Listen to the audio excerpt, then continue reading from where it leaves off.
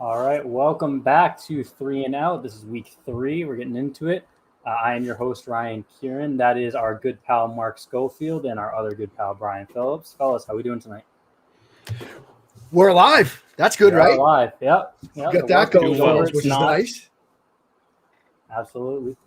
Mark, first of all, appreciate you hanging out. This is the first we've gone out of our little, media bubble here with Brian, Spags, Pat, Keegan, and I. Thank you for hanging out. Run some pockets with Brian on trivia.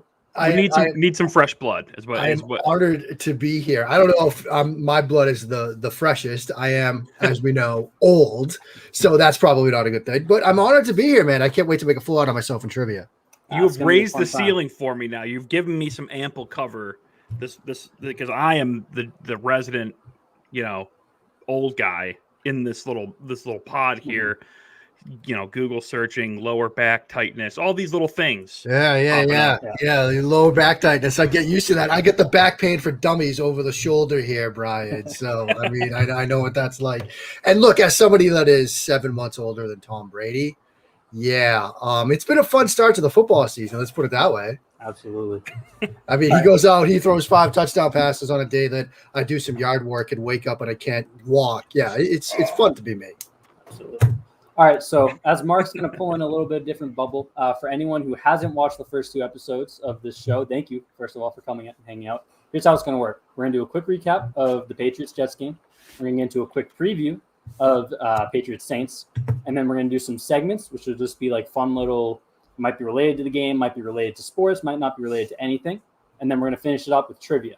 And we'll get further into the rules of trivia when we get there, but it'll be Brian versus Mark in a trivia showdown. Brian has played trivia before. He lost to Keegan in week 1.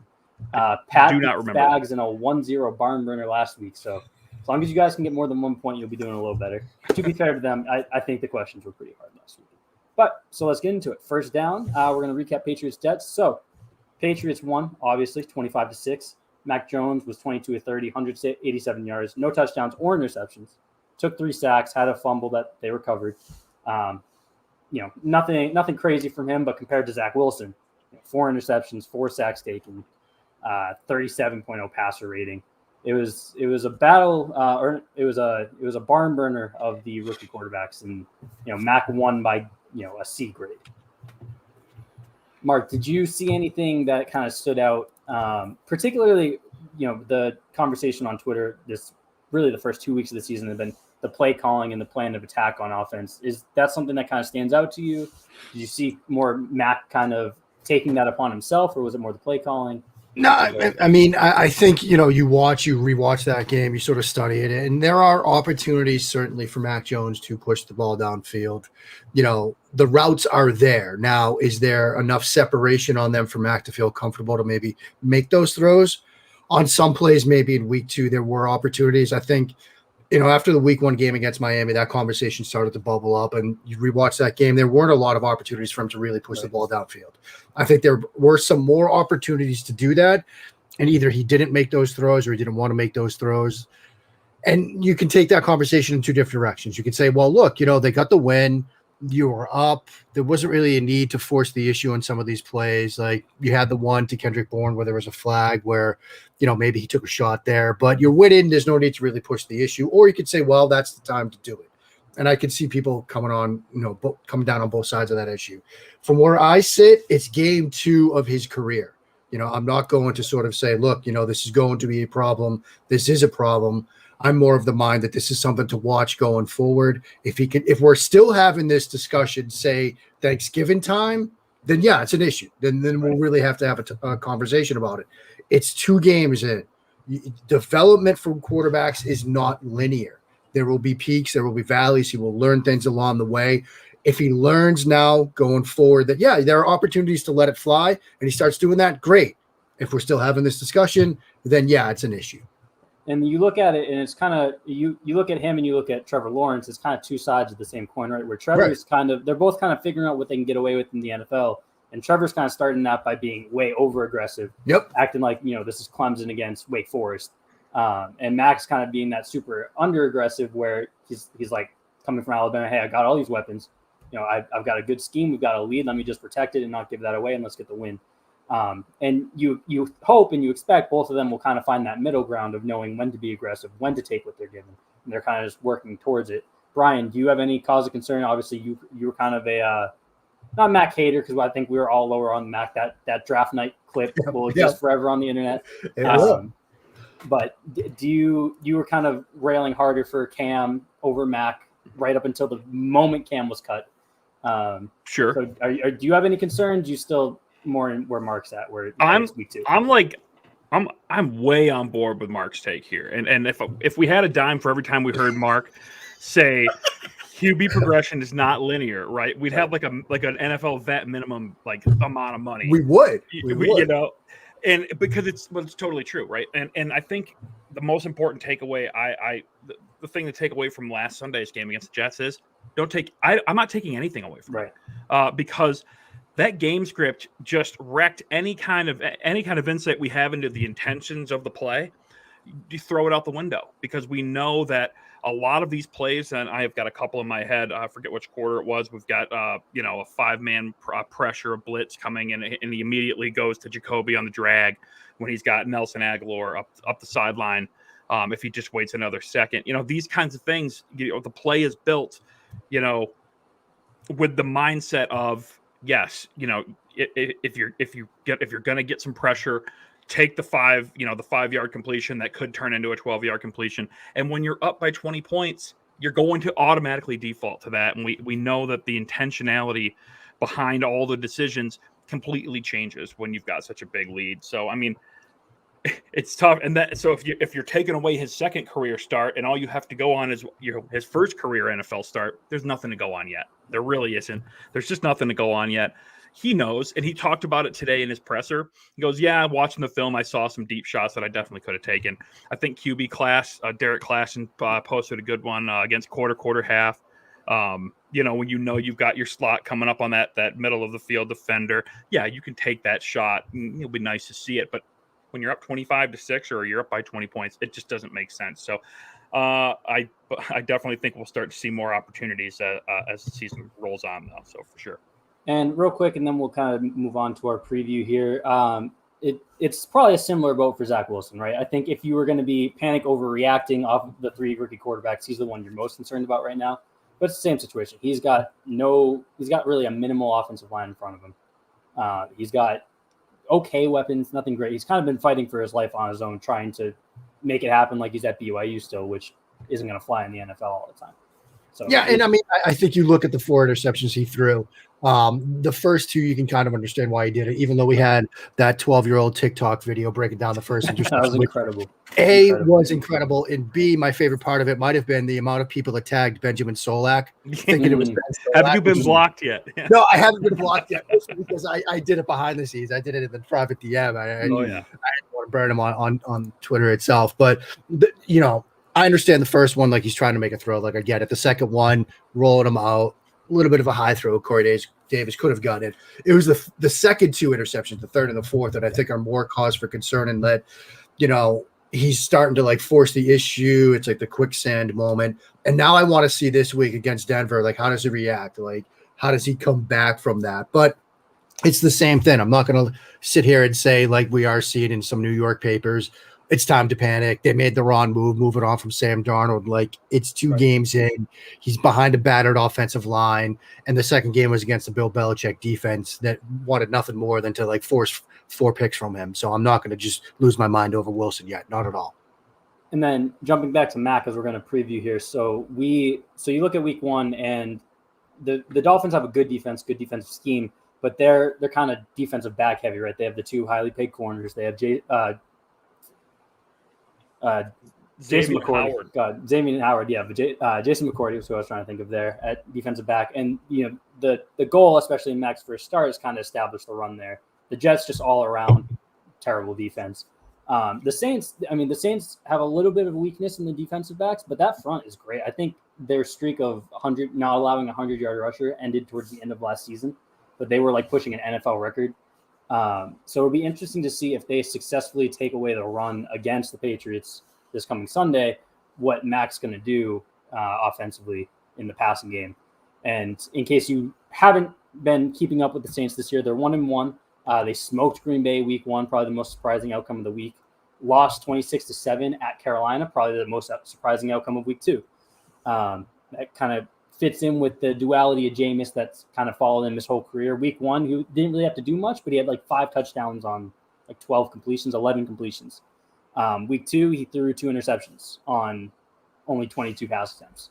So offensively, how do you see them matching up with the Saints defense, Mark? I mean, I think it's interesting. You watch sort of what Sam Darnold and Joe Brady called against them. You know, they had some play action shot plays. They had some nice sort of flood concepts. I'm a huge fan of Joe Brady, what he does sort of conceptually. They did a lot of stuff with, halfback weak side option where you've got Christian McCaffrey. You get him isolated on that weak side linebacker, and he's got the option route. Wouldn't surprise me to see if we see a ton of stuff like that called for James White to try to get him isolated against that weak side linebacker and some of those 3-by-1 formations. I think what's interesting, Peyton Turner had a very good game. It was the first sort of game where he came in and played well. He got some pressures. So I think that that's going to be something to watch for. I think when you start thinking about this game on the whole, Phil Snow and what he's doing with that Carolina defense, that's like he's going to be in the sort of Brandon Staley discussion by, I think, Halloween, right? You're already seeing people write all these articles about, Phil Snow and what he's done. There was a sequence at the end of the first half where Carolina threw the same exact blitz at them 3 straight times. Yeah. Incompletion, interception. They couldn't get it blocked up. Cesar Ruiz kicked inside. They had a new face at right guard, Ruiz at center. We all loved Ruiz coming out. There are a lot of us, myself included, that thought New England was going to draft him. Yep. Saints ended up doing it. They couldn't get that stuff figured out. They had COVID issues where a lot of their coaches couldn't coach last week. There were guys in and out of the lineup. So I think this team that we're going to see from the Saints will probably be closer to the week 1 team, not the week 2 team because of that. But I still think that new faces up front offensively, what I expect the Patriots to emulate as far as what we saw from that Carolina defense and what I think you could do on offense, there will be opportunities certainly to make some big plays against this defense and to win this game. And I think it was Charles McDonald on Twitter said Phil Snow runs the Carolina defense like any of us do on Madden. Send it all at all times. Send everybody. We're just going after you. Exactly. Yeah, see what happens, right? Yeah. I mean, that's the only hope guys like myself have in Madden. That, and hey, angle routes, angle routes. Halfback angle, it's either that or 4 verts out of a 3-by-1. Those are the only 2 plays I call. And you get that over. Yeah. Yeah, that's the only thing available. You hit the nail on the head, Brian, when you brought it up just a little earlier. That front 7 for New Orleans is what I'm going to be like keeping an eye on. I think it's funny when I look at their roster and how they're like basically what we've seen so far. The place to attack these guys is the middle of these 2 lines, right? That's what Phil Snow did. They have all these disguised looks. On the pre-snap, a lot of creepers. They're really putting pressure on the communication between guys like Ruiz and Andrews Pete on the inside. And then, if you can not run at Cam Jordan, that would be great. Don't mess with Cam Jordan, especially if Trent Brown's not going to be playing or if he's going to be not 100%. I think they're catching a break, not getting Marcus Davenport this week, who was put on IR. But yeah, Mark, you said it. Peyton Turner. This guy looks like a stud. Yeah. A lot of people were on him coming out. And it looks like he's living up to the hype. But the more you want to challenge the interior of this defense, though, I mean, I think that's where you go. But then you've got Demario Davis, who I just love. I love Demario Davis. Demario Davis rocks, man. He's got so much swag, and the guy makes plays all over the place. And he doesn't look like he's playing his age either, does he? I mean, guy just looks like he's maintaining the same level of play all throughout his early 30s here. So I'm a big Demario Davis guy. So let me get an injury report out real quick, and then we'll hop into second down with the segment. So for New Orleans, Eric McCoy did not practice today. C.J. Gardner-Johnson, Marshawn Lattimore, Calvin Throckmorton, Pete Warner, P.J. Williams, and Peyton Turner, as mentioned there, were all limited. What is a Throckmorton? He was their right guard last week. Yeah. Is he is he playing for McCoy? Yeah. And Tano Passanio was a full participant. For New England, Matt Judon did not practice. We were just talking about that before we went live. Hopefully that's just more of a maintenance thing. It was a knee injury. That's a big pain if he's out more, even especially for this game, but anything beyond this game as well. Probably one of their 2 or 3 best defensive players so far this year. And then limited was Trent Brown, Damian Harris, and Kyle Van Noy was a full participant. So not many names, but some important names on that Patriots injury report to keep an eye on. But let's break this game down a little bit more. Let's jump to second down, and we'll do a little who am I here. So we'll talk about some players who might be key contributors in this game, and we'll use that to break it down a little bit more. So first one, a tight end convert after playing receiver in college. 2 of my 3 career catches have gone for touchdowns. Who am I, Mark? Why am I drawing a blank here? It's because I'm pretty much an idiot. It's a little trivia warm-up. Yeah, a little trivia warm-up. It's not Trotman. Is it Juwan Johnson? It is Juwan Johnson, the rookie who kind of came out of nowhere in preseason for the Saints. He's kind of taken over that starting tight end role, and their wide receivers stink. Their wide receivers are not good. No. So Juwan Johnson really hasn't – I mean, they really haven't been passing the ball a lot, period. Jameis has 42 pass attempts in 2 games so far. So it really is – the numbers are kind of low for everyone. But Juwan Johnson with 3 catches for like 40 yards and 2 touchdowns is second, and first on their team. And I think he has 6 targets, which places him second on the team as well, just behind Alvin Kamara. So even though the numbers don't look like anything, he's really been their second offensive weapon behind Alvin Kamara this year so far. Patriots really – Mike Gesicki was quiet week 1. Jets don't really have a tight end that you would fear. So this could potentially be their first real test against the tight end who could do some damage. I mean, Sean Payton's ridiculous too, because I remember week 1 they had a 3rd and short, or maybe I believe it was a 3rd and short, and they went with a 3-by-1 trips wide receivers out, and they ended up running tight end screen on the backside to Juwan Johnson. Just like Sean Payton, you're nasty. Yeah, Payton's great. We love Sean Payton. We love Not Sean this week, Payton. but for the most part, we love Sean Not Payton. this week. Every week outside of this one, we love Sean Payton. Let's jump into the second one here. Many people won't realize that I was a first-team All-Pro in 2019 and a second-team All-Pro in 2020. Brian, who am I? You first-team All-Pro in 2019. And a second-team All-Pro in 2020. Marcus Williams. I am not Marcus Williams. Mark, do you know who I am? Is that Ramsick? It is not Ryan Ramczyk. It is the aforementioned DeMario Davis. Oh. Brian's sitting here talking Brian, about it was how your guy. people don't love DeMario Davis. Well, it's ridiculous that he was a second-teamer last year. That's what threw me off. DeMario Davis spent 5 of his first 6 seasons with the Jets. Had a year in Cleveland. I think he got cut and he ended up back on the Jets. And then he went to the Saints, and he's got a career revival there. This is his 4th year there. He's had 2 All-Pro seasons out of it. I believe the other year might have been a Pro Bowl.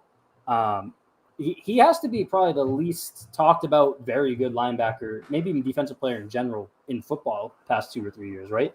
You don't hear outside of like the maybe one time a year that Saints Twitter gets enough hype on him to kind of spark a national audience, or he has that one pop-off game. He doesn't really get talked about much, but again, first team All-Pro 2019, second team All-Pro last year.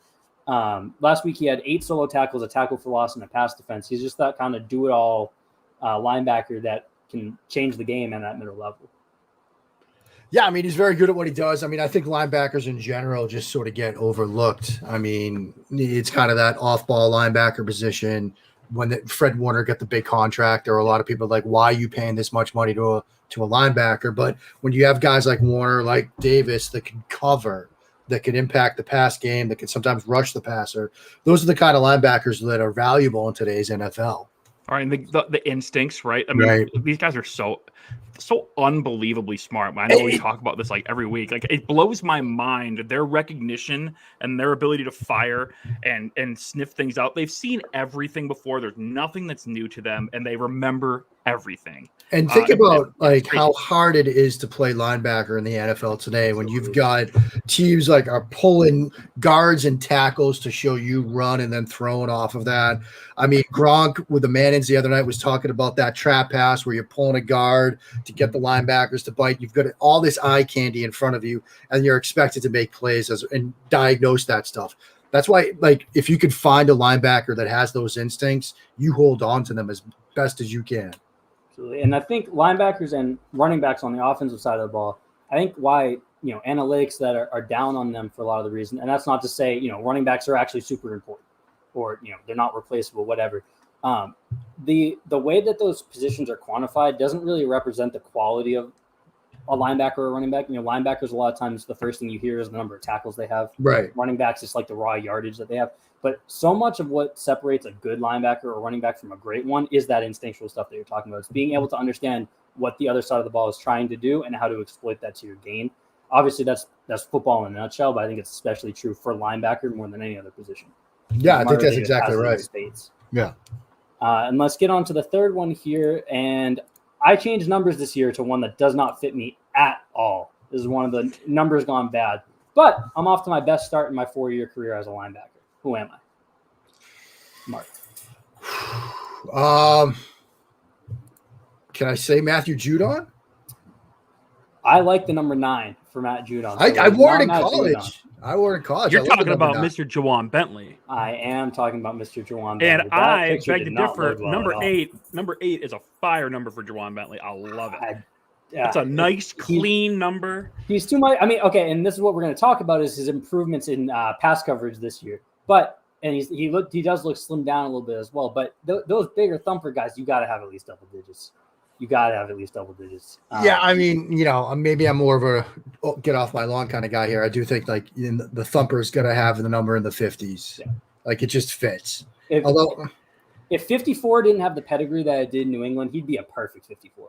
Yeah. The rest of Bentley's aesthetic though helps. You've got the visor. You've got, he's playing some ball. If you're not balling, you cannot wear 8. You can't do it.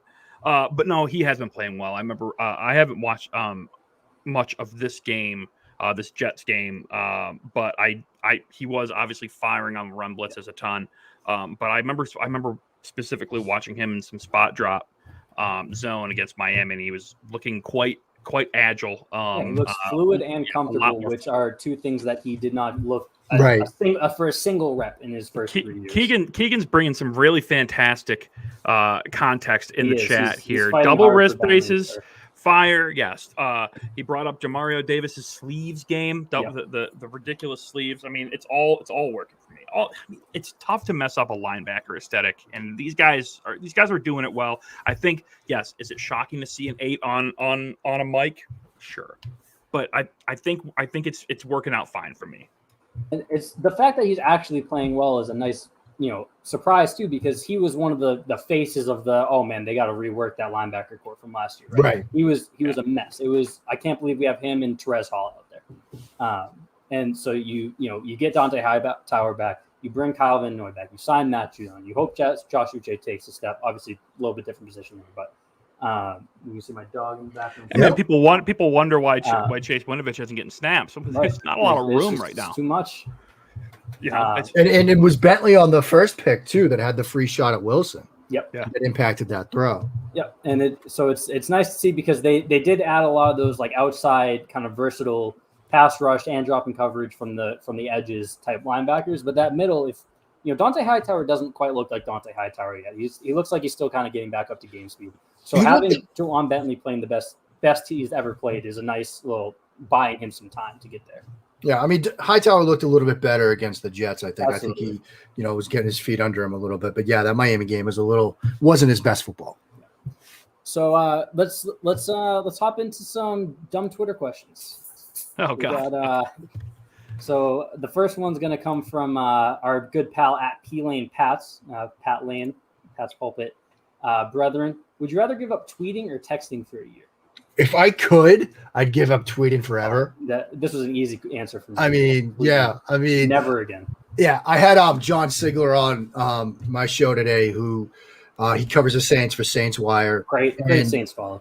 Yeah, he's so good. And he has one of my favorite bits on Twitter, which is he'll wake up in the morning and he'll be like, all right, folks, let's push that boulder. Yeah. And then 11:30. At 11:30, it's like bad news about the boulder. Yeah. I love it. But that's Twitter in a nutshell, right? Absolutely. It's like this Sisyphean experience. And so I've started calling him Siglifus. Yeah. If I could give up tweeting for a year, I would absolutely do it. Unfortunately, I think we are at this point as SB Nation contributors contractually obligated to tweet, so I don't think we can. But yeah, Twitter, I would love to give it up. I'm giving up texting, man. You're giving up texting, okay? Really? Texting gone. Are you're old enough that you want to make phone calls? I'm not. Email threads. Sorry, I'm not making a phone call, sir. You writing letters? You will stamps? get it. You will either check my timeline or you will be getting an email. So what you're saying is you just don't want to have to talk to people for you. I don't want to be I don't want that instant. Hey, I sent you a text. What's going on? I sent you the text. I saw it. I mean, you had to have read it. Everybody checks their phone every 10 seconds. You had to have seen it. I don't want that in my life. Get it out of here. I'll be on the timeline because I can't not be on the timeline, and we'll move on. Question number 2 from @Patriots_Karma. If Mac Jones was a condiment, what would he be? Start with Mark again. I'm gonna go with Patriots Karma had an answer too, but I'll save that. Oh, that's interesting. I mean, I'm gonna go with one of those stone ground mustards. It can kind of it's got some layers to it. It might develop a little bit the more you sort of let it linger on your tongue. It's got some room for growth there. That's not for everybody. It's not for everybody. It's not everybody's favorite cup of tea. But that, one of those whole grain, it's got some crunch to it kind of mustards. It's mayonnaise. And that was Patriots Karma's. That was the layup answer, wasn't it? It is not just because he's white. It's because he's versatile in the sense that if you just get a little bit on there, it's gonna bring a richness. Okay, it's gonna bring a balance. I'm not trying to put a bunch of mayonnaise on something. I'm not gonna go over the top with the mayonnaise, but it is not an abrasive flavor. Okay, it's thick. Okay, so there were some similarities there. We got 2 thick things, and that's the answer.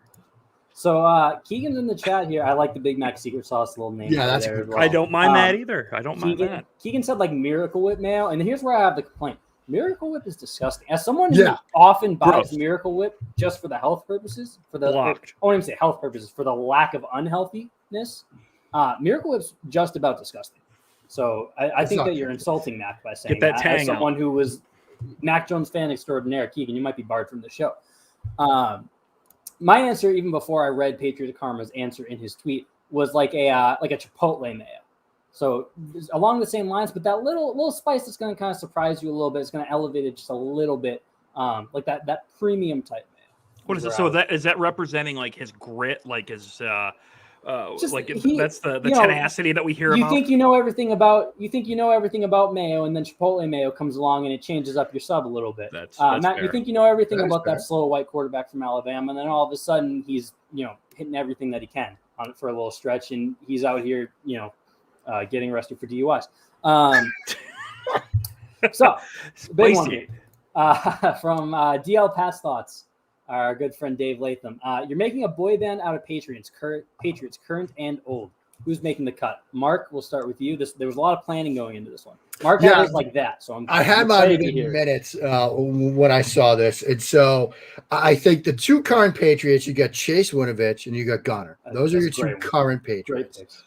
I'm going off the sort of alumni roster here. Next pick of the 4, third member, Danny Woodhead. I think Danny Woodhead has some Backstreet Boys vibes to him.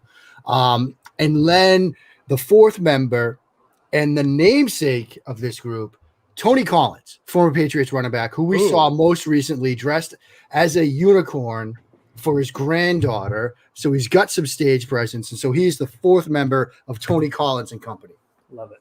Okay. Mark, right before Brian goes real quick, we got a question in the chat that I got to know. Does Mark prefer wearing a cap forward like Brian or backwards like me? I can't do the backwards anymore because I'm too old. I'm too old. So I go cap forward. Every time I put the hat on, I've got one of the Patriots draft day hats, fitted one over my shoulder here. I tried putting it on backwards. I'm just too old for this, man. I can't wear it. I'll often get it going backwards, but when I've got a high back chair like both of you have, I can't do it because if I want to lean back, I forget. Yeah, I take the hat off. I take the cushion off so that I can do it. The issue is I don't really look good in hats, so when it's forward, I just look very weird. So I'm a backwards hat or no hat guy. I think it's also a generational thing. I'm not a big. I don't wear the dad hats. My head is too big for the dad hats. I always have a little bit more structure, a little flatter bill. It's a generational. I'm also about a month overdue for a haircut, so no hat just really wasn't an option right now. There you go. All right, Brian, give me. I believe you said you had a trio, right? Give me your trio. I no longer have a trio. Okay. Right. We have added a 4th because I forgot a crucial part of boy band success. Number one, you're going to have attractive males in your boy band. Mm-hmm. Julian Edelman, Danny Amendola. Right off the bat, I mean, Absolutely. the two best-looking New England Patriots of all time. Sorry, Tom. I'm sorry. I don't know what to tell you.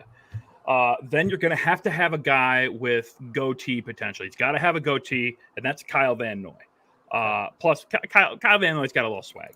And then the guy I added, because you have to have a guy who's too old for the boy band, but he's in the boy band. Is he the oldest? Is he like an uncle? Why is he in this? And it's Brian Hoyer. Brian Hoyer what is he doing in there? What? Is that Brian Hoyer?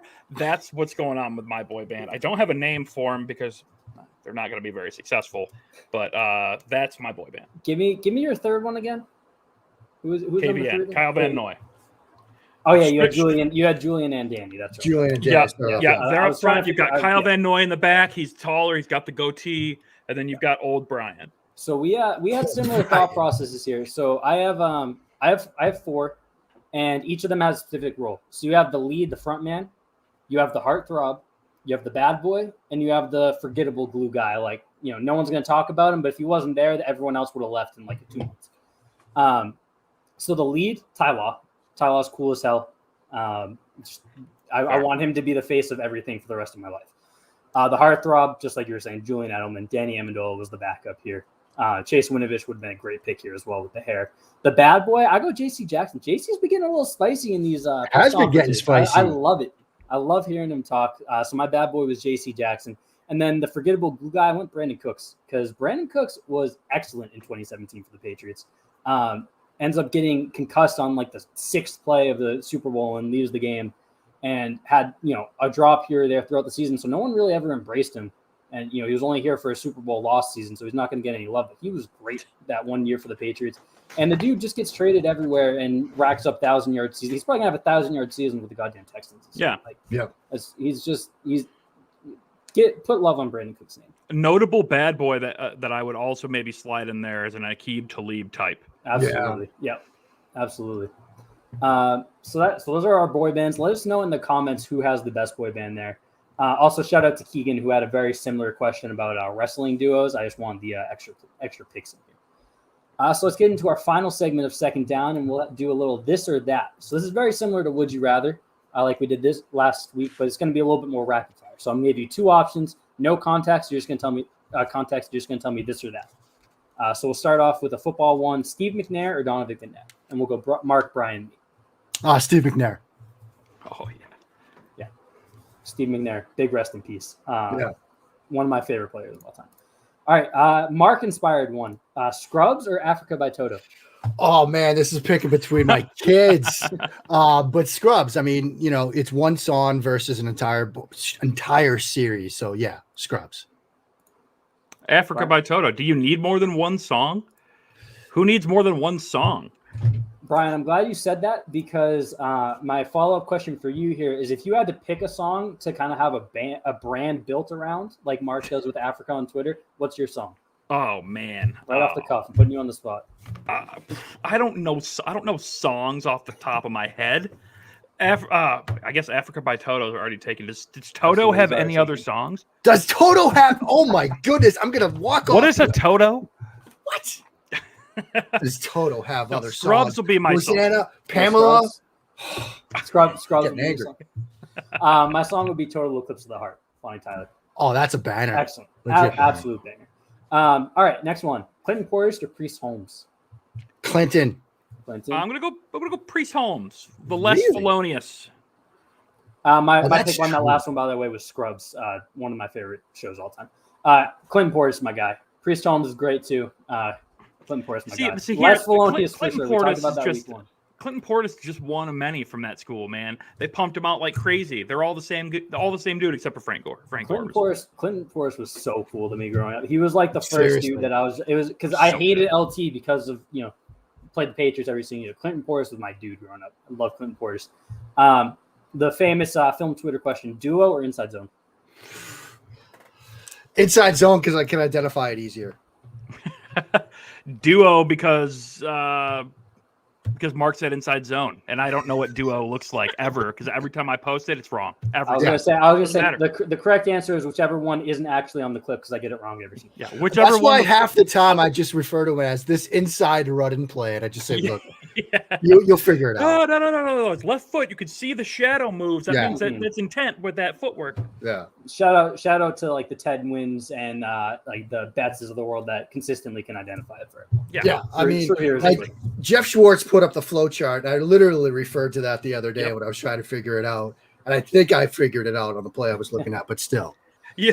Yeah, you thought you did. Yeah. It sucks you in every time. Yeah. Now you're feeling good. And like 40 minutes later, I'm like, what have I done with my day?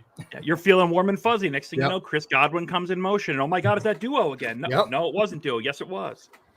All right, we're going to go back to 2000s NFL players. We're going to do a little less known wide receiver matchup here. Derek Mason or Muhsin Muhammad? Moose. The moose is loose, baby. No, Derek Mason. Remember when Mason and Belichick had an argument? Yeah. That was one of my favorite Belichick moments ever. Mason. Yeah. Keep it up. Look at the scoreboard. Bill's cussing. Yeah.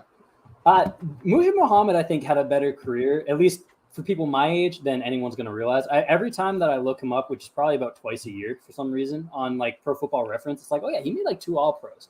He had almost 10,000 per year. Like he was great. Dude was nasty. He was great at Michigan State. Michigan State guy. So Moose. I'm going Moose just because I remember Derek Mason being good and annoying. Muhsin Muhammad surprises me, like I said, about twice a year with how good of a career he has. Last one here: the Booger Mobile or the Manning Cast? The Booger Mobile, because that's what nobody would ever say. Yeah, I mean, I was going to say that too because the Booger Mobile made me feel better about myself. We get the Mannings in a Booger Mobile floating around, just kind of. I think it has to happen. There's no reason for it not to at this point, other than the fact that they refuse to even be in the same room. Yeah, they just don't want to be near each other. I think Peyton would have a harder time talking over Eli every single time he tries to open his mouth if they were in the same cart. All right, that's going to do it for segments, and we are going to move on to the Pick 6 trivia competition. So I'm going to send a tweet off real quick, letting everyone know that it's time to get in here. And after I do that, we will go into the rules. Mark, be honest with you. Yeah, I'm not feeling good. After my last time. I mean, it was almost an epic comeback last time, and it was. If it wasn't for the absolute, let me set the table. So week 1. Brian played Keegan in the inaugural Pick 6 trivia competition. It was off to a terrible start for Brian. Not good. Brian, I think, gave away a couple of his answers to Keegan. Keegan went up 4-0 with 2 rounds, 4 possible points left. Brian got his answer. Keegan got it wrong. Brian stole it. And then Brian got his answer again. It was all of a sudden 4-3. Keegan needed to get his answer right in order to seal the victory. I read off the question. Keegan looks like he has no clue, and Brian, you could tell, just instantly knows it. And Keegan, as soon as he's throwing his hands up like, I'm about to choke this, and then it comes to him. Jeff Kent was the answer. He spits out Jeff Kent. Keegan seals the win. It was a layup. It was a softball, if you will. Sure. No, but I'm not he almost missed it. I'm not bitter at all. So here's how it works. There's going to be 6 rounds. There's 3 matchup-based questions. So there will be a Patriots versus Saints, a Saints and a Patriots round. And then there will be 3 miscellaneous rounds. These could be about football, other sports, not sports in general, could be about whatever. We're going to flip a coin real quick to determine who goes first. There's 2 questions in each round. You have 30 seconds to answer. You get it wrong, the other player gets a chance to steal. You get 1 point per correct answer. Whoever has the most correct answers wins. And if it's tied at the end, we have a tiebreaker round, which we'll get into if that happens. So, Mark, I'm going to have you call heads or tails in the air in 3, 2, 1. Tails. It was tails. Would you like to go first or second? Ooh.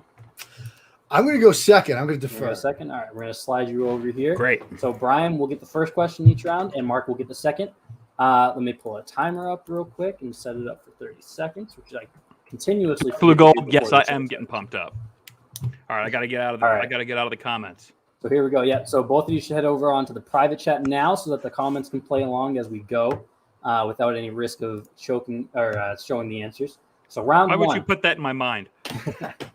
Round 1, we're going to have the matchup question. So New Orleans versus New England. This is just going to be the history of this matchup. Could be anything to do with the history.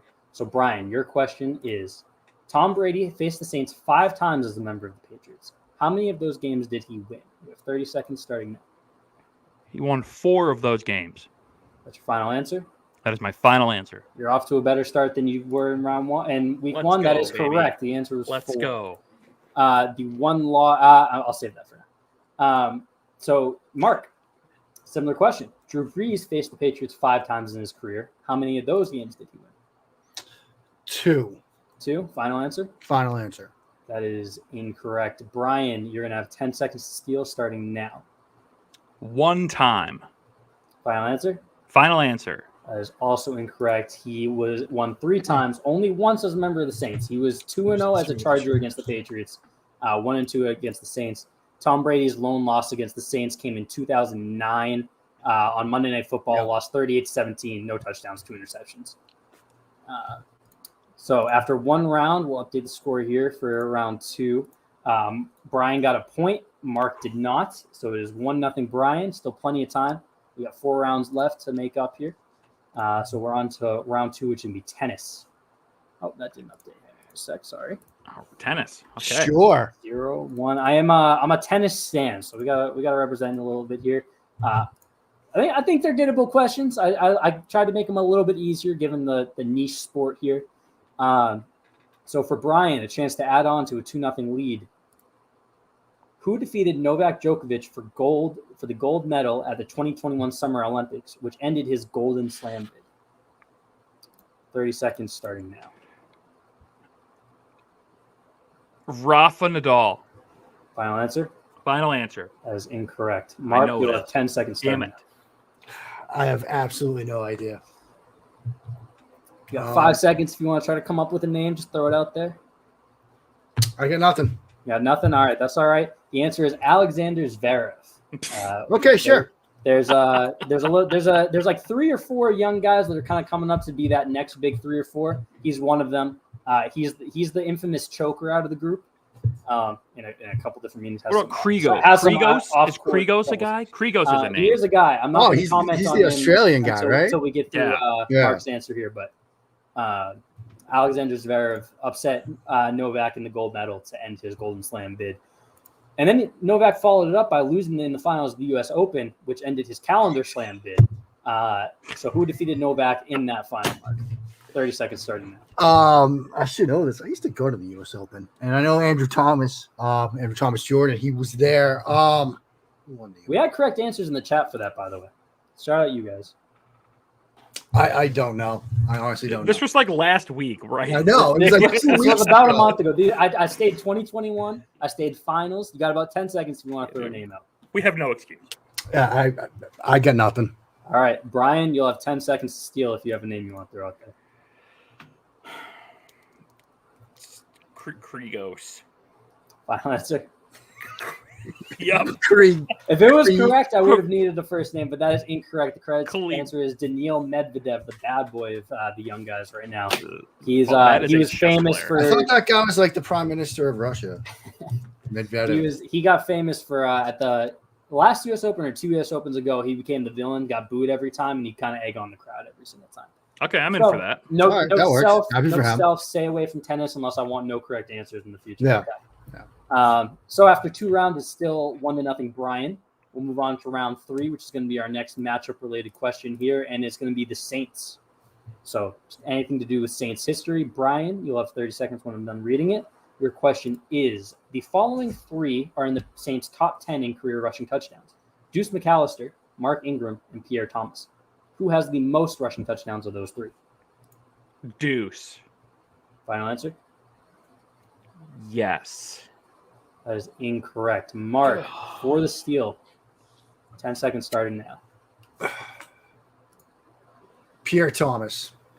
Final answer? Final answer. 0 for 2, you guys. It was Mark Ingram. Mark Ingram is their career rushing touchdown leader with 50. Deuce is right behind him with 49, and Pierre Thomas is a little further down the list. I forget exactly what he's at. I believe he was 7th on the list, though. So, still 1-0. Mark, you have a chance to tie here. Similar question. You'll have 30 seconds. The following 3 are in the Saints' top 10 in career receiving touchdowns. Michael Thomas, Robert Meacham, and Lance Moore. Who has the most of those 3? Lance Moore. Final answer? Final answer. We have a tie ball game. It is Lance Oh, Moore. man. Doing these types of questions just make me remember how bad the Saints were their entire history until Drew Brees, because it was like you get to like 15 touchdowns. Like you have a good 2 seasons there. You're in their top 10 in just about everything. Like Aaron Brooks was. I wanted the revelation. to do an Aaron Brooks question, and it was just way too obvious because they have UVA's good own quarterbacks, and I wouldn't do a Drew Brees. Aaron Brooks is like second in career passing touchdowns and yardage. He was there for like 4 seasons. But yeah, okay, so we got a tie game here. Mark has a point. Brian has a point. We've cleared last week's point total. So good job there, guys. Let's go. Pat and Stag still have the record for least points scored in the matchup. And we are going to move on to, Mark, you're very close in a love-hate way with Michael Kist here. Oh, boy. So you know that I had to do a world history category. Okay. Fantastic. So here's the deal. I'm going to give you 3 names, and you're going to order them according to the criteria that I give you. So, Brian, order these conquerors by the largest landmass ruled over to smallest. So you'll say who you think ruled over the largest amount of land first, second, third. Your names are Attila the Hun, Cyrus the Great, and Genghis Khan. 30 seconds starting now.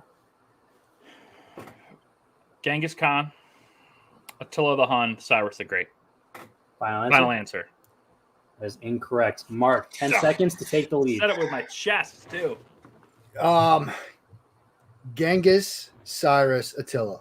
Final answer? Final answer. Mark has taken the lead. It was Genghis Khan, Cyrus the Great, Attila the Hun. I was going to say it the way Brian did. That was my initial reaction. That was the goal of the guess. And then the hopeful bailout would be if you think Attila might have had more, but I think Genghis Khan famously ruled over the most land. I'll give you some numbers after Mark's question here. Mark, similar questions can be the same type of category. Order these conquerors by large land mass ruled over the smallest, so same criteria.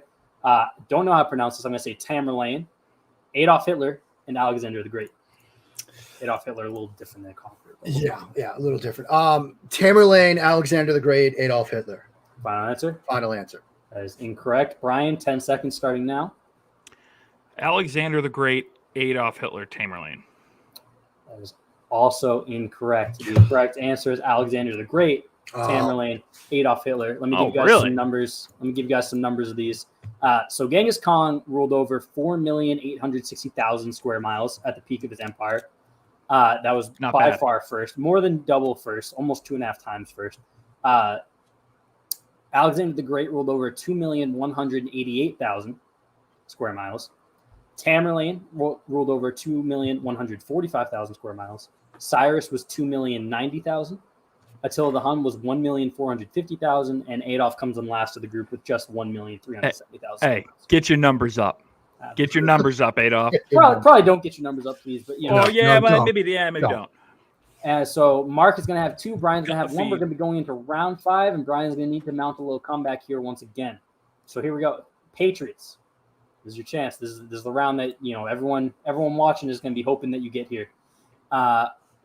Brian, on September 21st, 2008, the Dolphins' infamous Wildcat game ended the Patriots' then record 21 consecutive wins. Which AFC team did they beat Week 15 of 2006 to start that streak?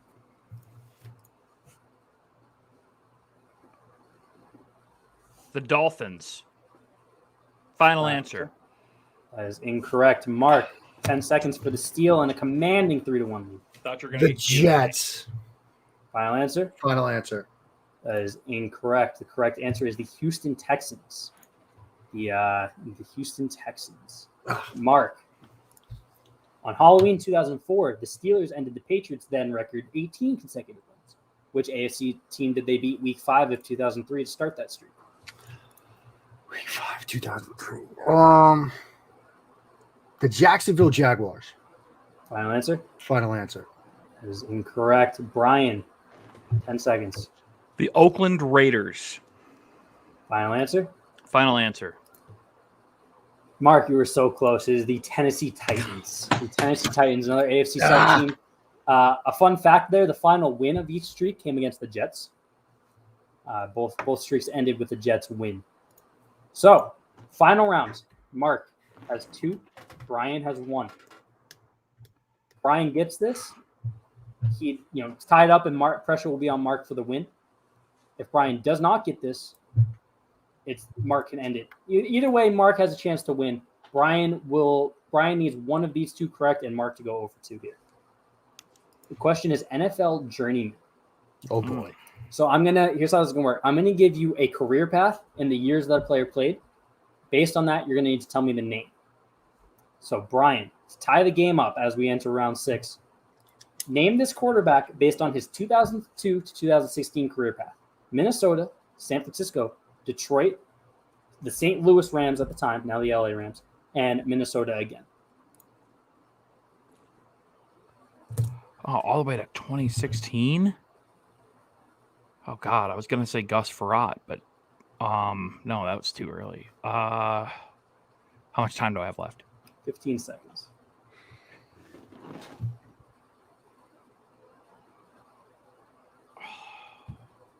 Damn it. Oh, man. Case Keenum. No. Case Keenum, final answer. Damn it. No, sure. You're out of time, so it's going to have to be that is incorrect. Mark, 10 seconds. You can clinch the win if you get this correct.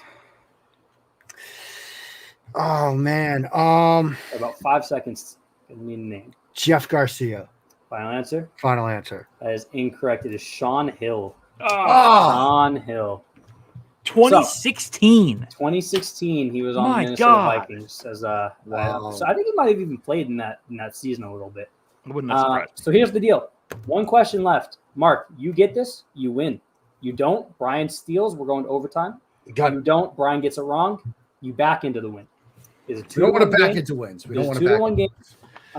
Brian is also playing for points so that he can get to a tournament at the end of the season that we're going to have between Brian, Pat, Keegan, and Spags.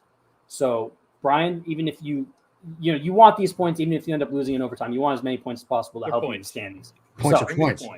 You would also be the first 0-2 team on the season if you lose this year. So, Mark, send Brian to 0-2 and take a 1-0 record for yourself. Name this quarterback based on his 2006 to 2014 career path. Tampa Bay, Cleveland, Oakland, Cincinnati, and Pittsburgh. God,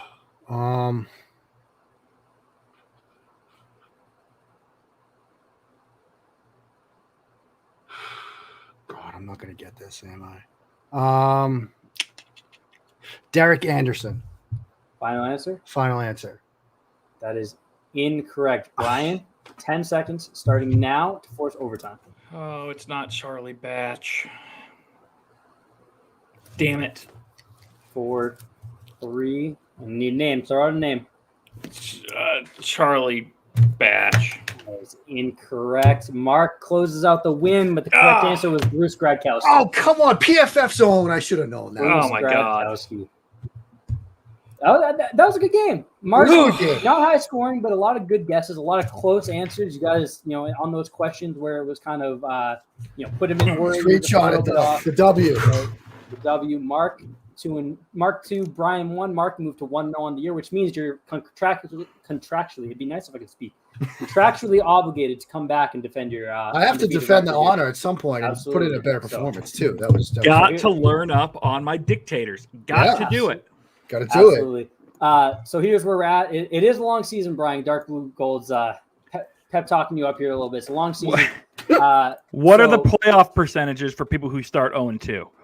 We don't know. It's a 17-game right? season. It's 17 games. It's the first ever 17-game season in the Pick 6 trivia competition. So here's where we're at. Brian, you fall to 0-2. You are the first 0-2 team. You have 4 total points in those 2 weeks. Out of if you're handling all your own business, you'd have 12. So you're batting about 33% on your own questions here. Mark, you joined the 1-0s of Pat Lane and Keegan. Keegan scored 5 points in his victory. 5 points, yeah. He was on Keegan. I think Keegan's the sneaky favorite for this whole season. Seriously. Pat mustered out a 1-0 win, as I mentioned. So Mark, you are second in the standings currently. Pat's 1-0 with 1 point, and Spags pitched shutout, 0 points. So by virtue of that 0-1 to 0-2, though, he's going to be in 4th place. Brian, you currently sit in 5th. I don't know if I agree there, but hey, that's fine. That's fine. That's going to do it for this week. We are going to get out of here. We'll be back next week, Wednesday at 7 p.m. Keegan's going to be back looking to move 2-0. His matchup is going to be determined. Let's get out of here with game predictions. Brian, what you got for this week? 19-17 Patriots. Okay, Mark. 24-20 Patriots. Okay, I'm gonna be the negative Nancy here, I guess. We're gonna go 24-10 Patriots. I think Mac's gonna struggle a little bit. Gonna throw his first interception, have kind of a rough game here. Wow. Go Patriots, though. Obviously, Go Patriots. No Hey, hatred. Yeah, go Patriots. Mark, Brian, thank you for hanging out. Well, Brian, you'll be back ASAP. Mark, we need you back on to defend the title Absolutely. at some point. Absolutely. First down, second down, third down, then punt. I'm punting with the loss prediction. Thank you all for hanging out. We will be back next Wednesday at 7 p.m. Go Patriots.